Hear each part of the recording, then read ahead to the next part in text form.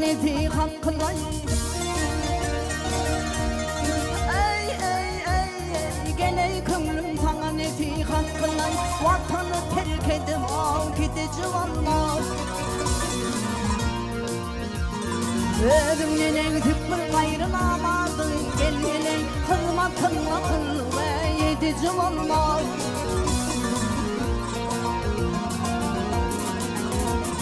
Yançılardan geri çıkman yamanlık Aslı yaman olsa çıkman yançılık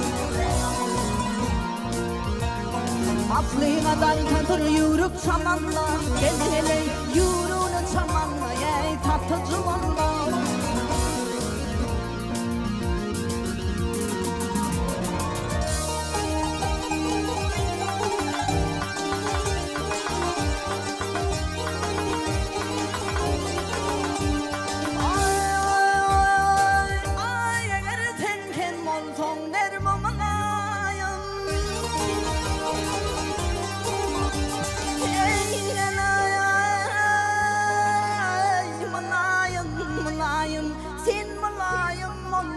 Kulum olayım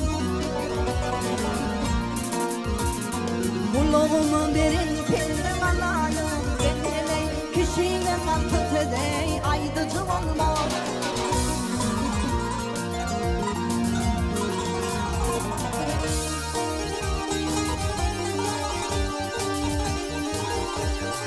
Aile bilmete gökten yerine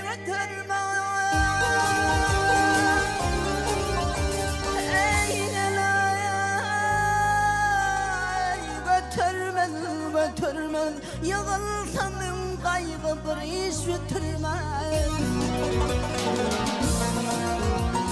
Her yigit kömrünü kaygı götürmez Gelene namaz oku deyin ey kaygı çuvalmaz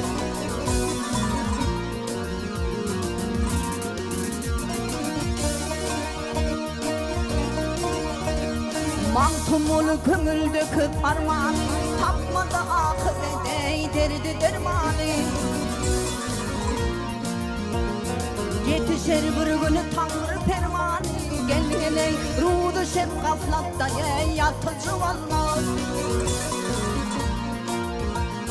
Vatanı terk edip gidici valla